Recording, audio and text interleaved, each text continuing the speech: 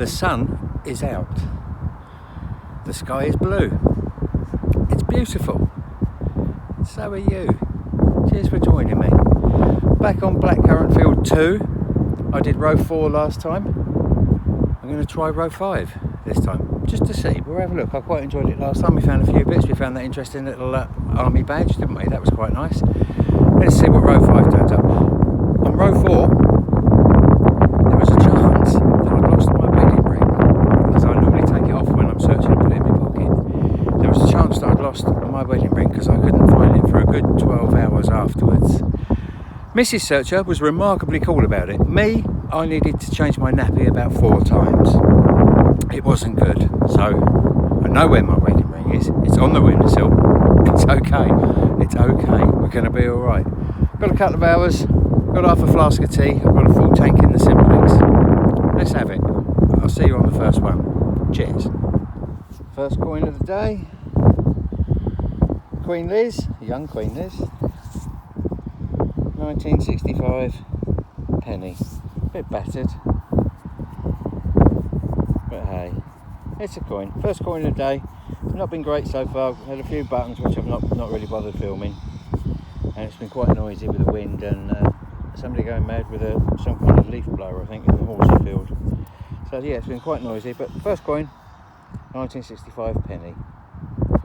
Hey, good afternoon, Mom. Mom, as in John. Thank you. Bye-bye. Now, you can't tell me somebody lost that and didn't notice it. That is quite possibly the biggest buckle in the world. Blimey, Charlie. Surely your strides would have fallen right down by your ankles, wouldn't they? Look at it. I'm getting a workout just carrying the blooming thing. Buckle. Rather large. Oh well. It's a find. Recognise that? That's the third one we've got. A 1 shilling T Triton MGA token. That's just come out the ground like that. That's lovely, isn't it? I wonder how old these things are. I couldn't find much information about them. The only ones that I could see similar to that shape were from Smithfield in London. But I'm not in London. I'm in Kent. Where we speak properly. There we go, Mr. Triton's token. Well, it's not now, it's mine. It's the third one. Happy with that. Our second coin of the day. Just about make out the little Queen Vic. Hope you can hear me. Can't really see much on that, so it's proper toasted. There's the Queen Vic, there she is. Just about make it. Head, halfpenny. So that's at what, 66, somewhere around there, I guess. That outfit back in the garage, shall we? Coin 2. Okay, tea break. About halfway through this row. It's not been that productive. Couple of coins, nothing that real exciting. I've been trying to do a video, but I've got this person with a man bun and a chainsaw who has been very, very irritating. Very irritating. I think if he comes near me, there may be a big hole dug and a little man bun sticking out the top of it if he comes near me. Anyway, all this land on the hillside behind me, all owned by one person who said no when I asked her if I could have a quick search. All of that land said no. Can't win them all. Right. Let's see what the other half of the road brings. Tell you what, that's just come out. I don't even believe that myself. Look, it's spotless. Who's that? There you go, sir. Coin 3. It's about a week old by the looks of it. 1902, 3. For goodness sake, come on. Ah, there we go. There we go. Bit of silence between the man and his chainsaw. There we go. Coin number 3. Just up. Very, very thin. Very old. Look at that. Lead farm token. Now that's proper old. It's pretty cool. That's very, very fragile. We'll put that away in a safe place till we get back to the ranch. No, we all know what that is, don't we? Anyway, that's a coincidence, wasn't it? Something small and interesting from the last hole of the day. I don't know what that is, but that might clean up. Very thin. It's quite small. It's about the size of a penny, I suppose. Modern day penny. We'll have a look back at the ranch.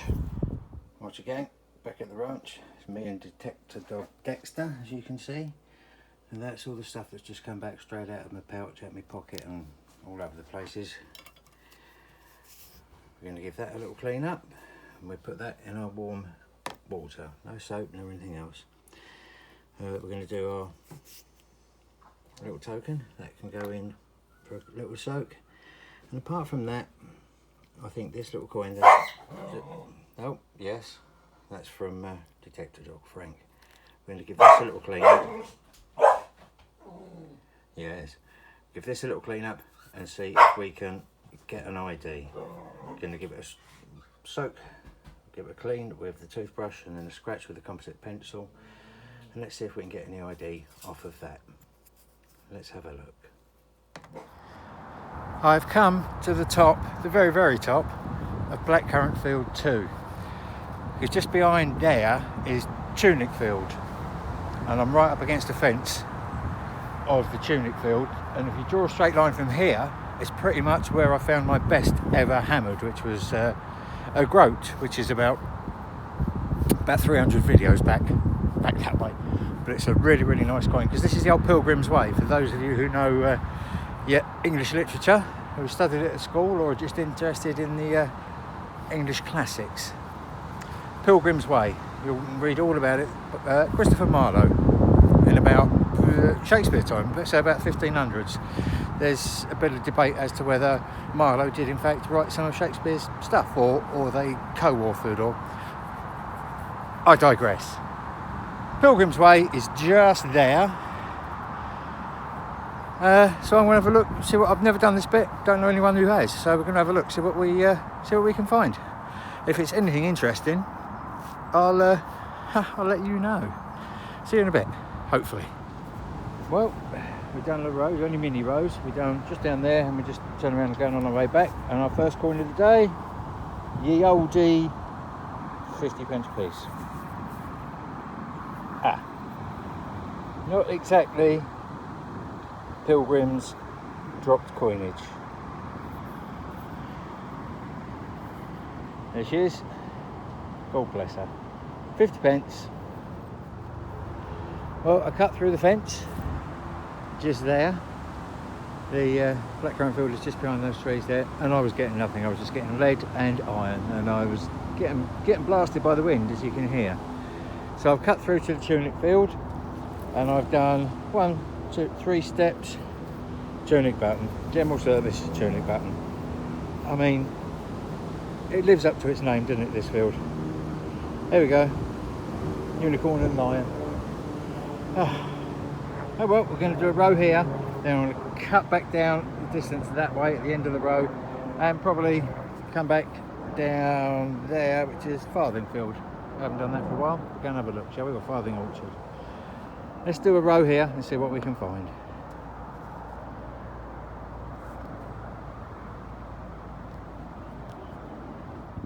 Artifact. We have, or partifact. H. And there's doodles and stuff on that side. Broken there. Maybe an H on that side? I don't know. That's interesting. It's the first thing, real thing of interest today. We'll give that a little tickle at the branch and See what we can make of that. Oh, H for a bit of history. Probably not an H after all of that. Well, we'll have a look. Watch guys, back at the ranch, a couple of days after our 2 trips out. I won't lie to you, it was 2 trips.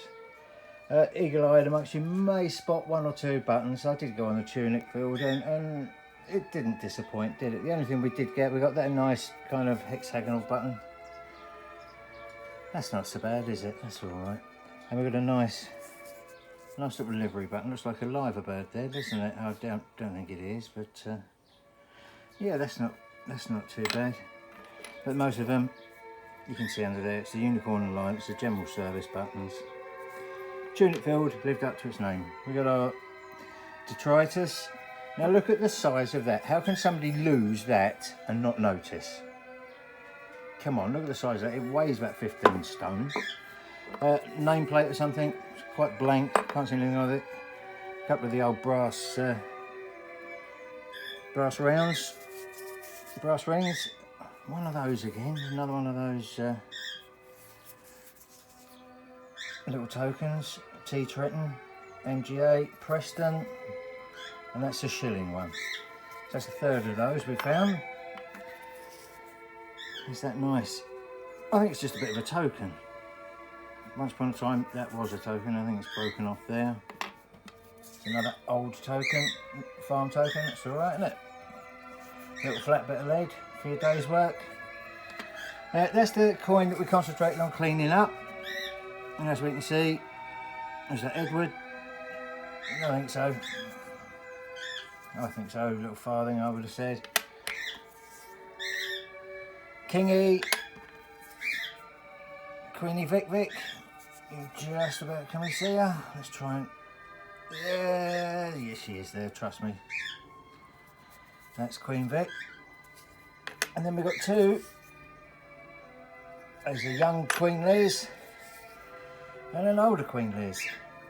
So I think we better take the time and have a quick chat about our Queen Liz. Let's do that. Right, now our Queenie, whose birthday is in a couple of weeks' time, who will be 96. Good luck to her, happy birthday and all that. God bless you, Mum. Now our Queen wasn't born in a palace because she was only 3rd in line to the throne and wasn't expected to take the throne because there was, you know, more people in front of her.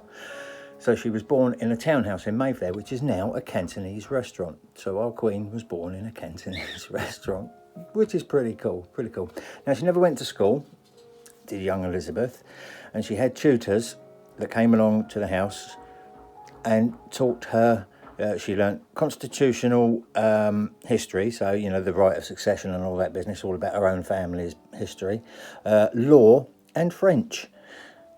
Our Queen never learnt the Queen's English. Go figure. She doesn't need a passport, doesn't need a driving licence because they're all issued in her name. So there you go. She's worth about 350 million, which isn't a bad little sum to have. I wouldn't say no, but that only makes her about the 372nd richest person in this country. There's the Duke of Westminster, who incidentally isn't related to the Queen. He was the last person to be given a dukedom by Queen Vic, who wasn't related to the family. He owns most of Westminster, over 1,000 businesses in around the West End and Belgravia and Mayfair and all of that. Over 1,000 businesses he's the landlord of. He doesn't own all the businesses. He's worth about 10.4 billion, and he's only the 12th richest person. So there's quite a bit of wealth in the country. The Queen likes to go incognito every now and then. She was walking around Scotland pretty recently and bumped into near Balmoral, which is her little castle. It's one of the smaller ones.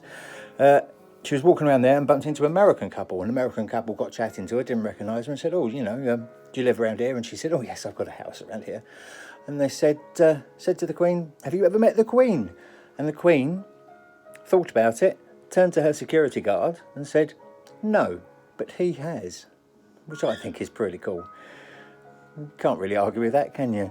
I think the most interesting thing about our Queenie, and I think the most important fact that we all have to bear in mind, that she is said to have worn over 5,000 hats.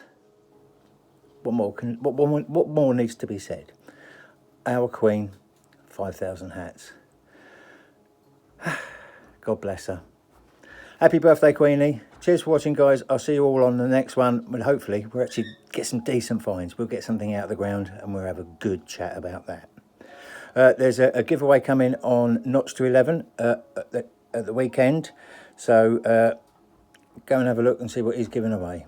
All right, I'll see you all on the next one. Mind how you go.